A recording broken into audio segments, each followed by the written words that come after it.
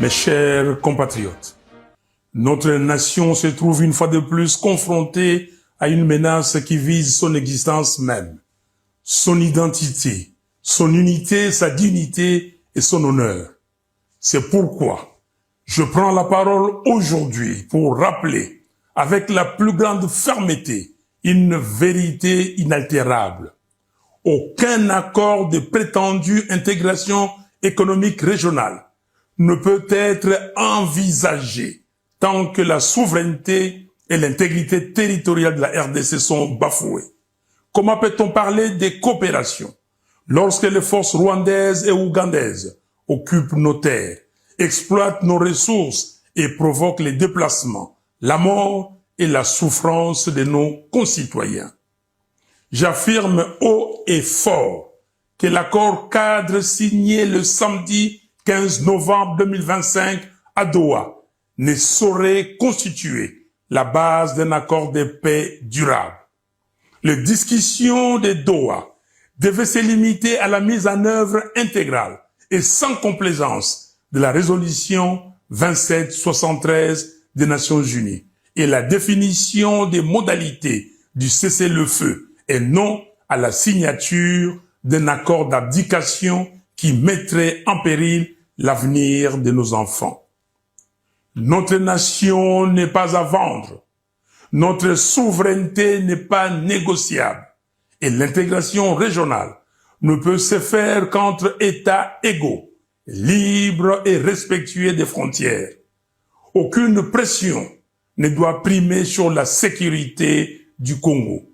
Aucune manœuvre ne doit détourner notre marche vers la cohésion nationale.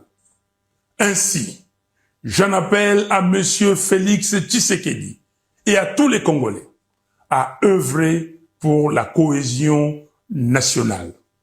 Une cohésion véritable qui ne peut naître que d'un dialogue national inclusif. Monsieur Tshisekedi, au nom de notre peuple, meurtri mais toujours debout, je vous invite à convoquer sans délai le dialogue national. Sinon, l'histoire vous tiendra responsable de la balkanisation du Congo avec messieurs Kagame et Kabila. Aucun accord extérieur ne saurait précéder la réconciliation des enfants du Congo rassemblés pour proclamer d'une seule voix la cohésion nationale.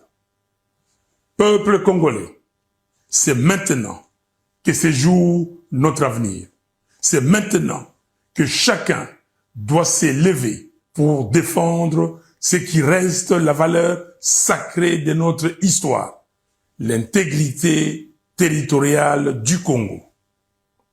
Jeunesse congolaise, vous qui êtes l'âme vive de la nation, l'heure n'est plus à la résignation, l'heure est à la vigilance, à la mobilisation, à l'engagement pour la défense du pays.